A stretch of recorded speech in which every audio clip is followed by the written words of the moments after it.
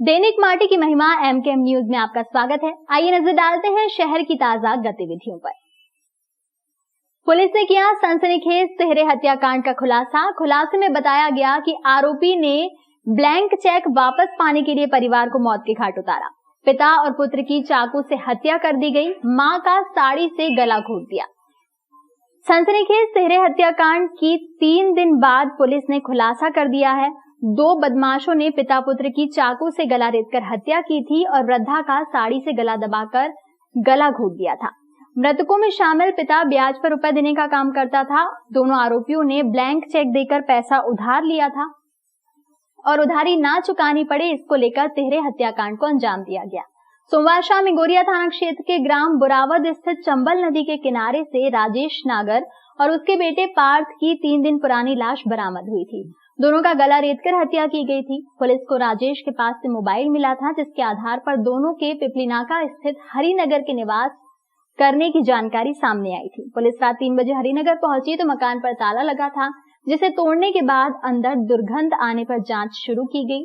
राजेश की मां का शव पलंग पेटी के अंदर बंद मिला। एक ही परिवार के 3 लोगों की हत्या से सनसनी फैल गई और पुलिस ने मामले की सरगर्मी से पड़ताल शुरू कर दी। मोबाइल बदमाशों तक पहुंचने का आधार बन गया। कृषि उपज मंडी के समीप आलू प्याज मंडी में सब्जी का ठेला लगाने वाले की जानकारी जुटाई गई, जो वर्तमान में ऑटो चलाने का काम कर रहा था। घर पर दबिश देने के बाद सामने आया कि वो परिवार सहित इंदौर चला गया है।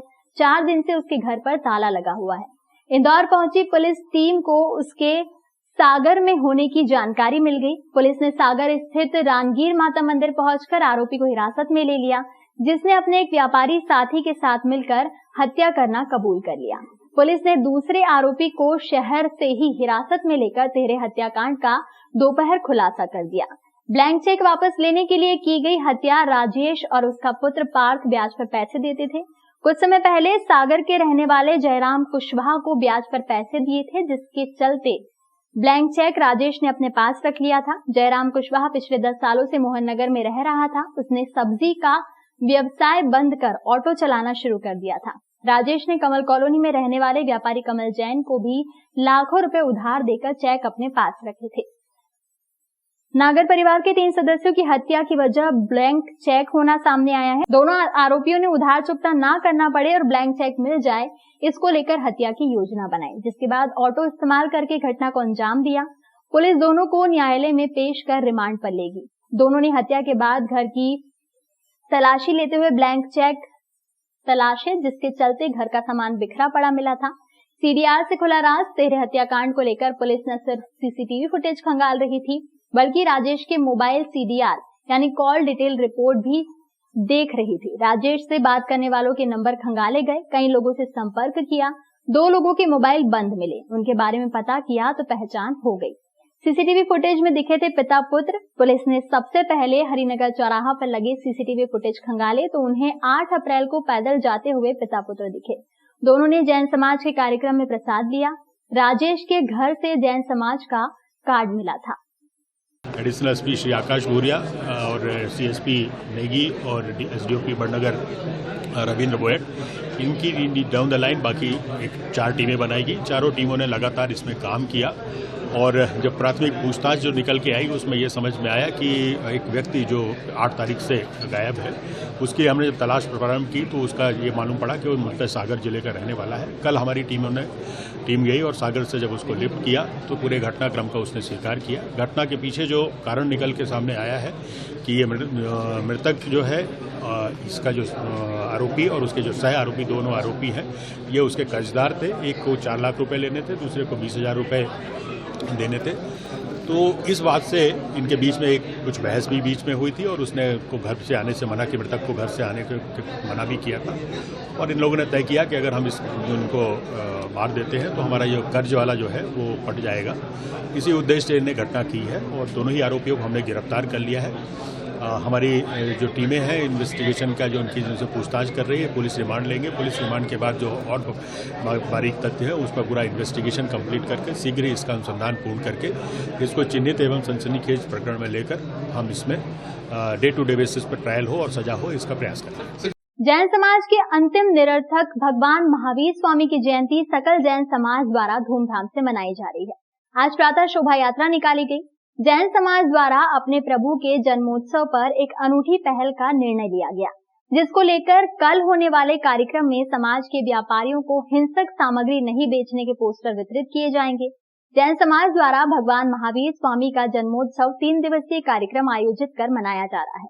बीती शाम भव्य कार्यक्रम आयोजित करने के बाद सुबह खाराकुआ स्थित ऋषभ देव छगनीराम पेढ़ी से वरघोड़ा शोभा यात्रा के रूप में निकाला गया, जिसमें संतों के साथ समाजजन और विधायक पारस जैन भी शामिल हुए। शोभा यात्रा में हाथी, घोड़े, बग्घी, रजत रथ, 24 भगवानों के चित्र, जैन शासन के अष्ट मंगल प्रतिहार्य तथा मंगल कलश पंचमेरु के साथ भगवान महावीर चांदी की पालकी में विराजित थे। शोभा यात्रा नमक मंडी, सराफा, सतीगेट, नई सड़क, दौलतगंज होते हुए पुनः श्री ऋषभदेव मंदिर खाराकुआ पर पहुंची। इसके बाद सकल जैन समाज का स्वामी वात्सल्य क्षत्रिय कुंड पर कार्तिक मेला ग्राउंड पर आयोजन किया गया। शहर में जैन समाज के अन्य मंदिरों में भी कार्यक्रम आयोजित किए गए, जिसमें जयसिंहपुरा स्थित अतिशय क्षेत्र में दोपहर 12:15 पर भगवान का अभिषेक किया गया और दिगंबर जैन समाज का सामूहिक वात्सल्य भोज रखा गया।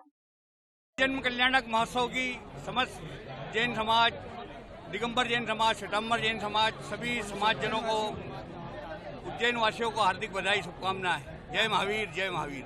पिछले 45 साल के मेरे जीवन काल में मैं पहली बार ऐसा उत्साह पूरे जैन समाज में देख रहा हूँ, जिसमें 4 दिवसीय जो आयोजन हुए उसमें पूरी जैन समाज ने भरपूर उत्साह के साथ इसमें भाग लिया है। आज पहली बार ऐसा हुआ है कि भोजन यहाँ पे जो वात्सल्य भोज चल रहा है, इसमें कम से कम 4 से 5 हजार जनता अभी तक यहाँ पे आ चुकी है। जुलूस में भी जो आज उत्साह था वो भरपूर देखने लायक था। मैं बड़ा अभिभूत हूँ। 2 साल के कोरोना काल के बाद ये पहली बार ऐसा मौका मिला है कि जनता बाजार में आई है।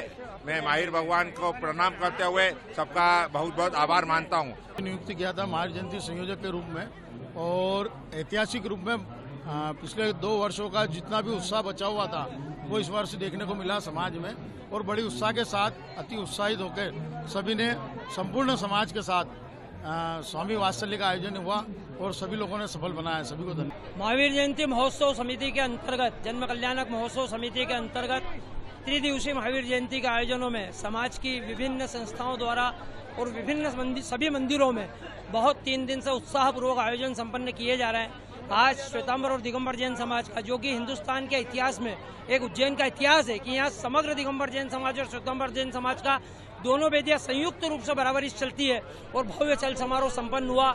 इतना उत्साह, इतना जोश कि व्यवस्थाएं सारी फेल हो गई उसके आगे। 2 साल से कोरोना काल के कारण हम लोग उत्साह से बना नहीं पा रहे, तो वो सारा उत्साह एक ही 20 वर्ष में सामने आया है।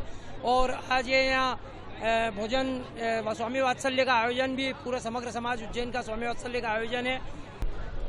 विगत 2 वर्षों के कोरोना काल के बाद विगत 3 दिवसीय एक ऐतिहासिक परंपराओं के साथ उज्जैन के अंदर महावीर जयंती जन्म महोत्सव मनाया जा रहा है। इसमें समाज के प्रतिष्ठित लोग, सारे ग्रुप्स, सारे जितनी संस्थाएं इस तरह जुटी हुई है कि उज्जैन में ऐसा ऐतिहासिक प्रोग्राम कभी नहीं हुआ है।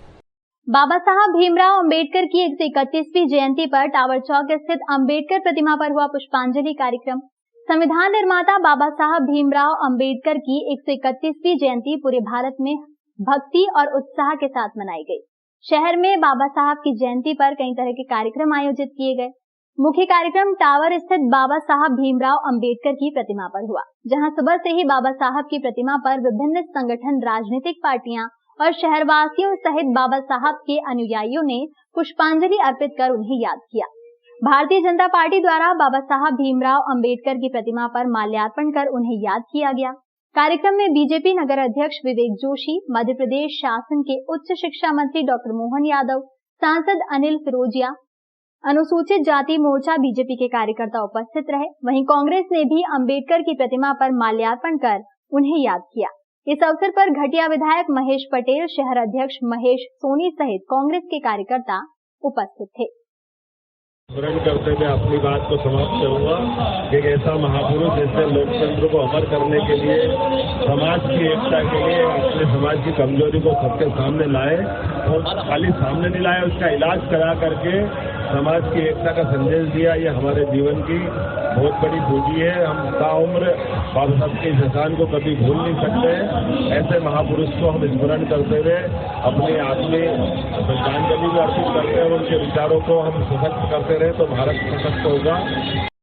आज की खबरों में इतना ही। अगले अंक में आपसे फिर मुलाकात होगी। तब तक के लिए नमस्कार।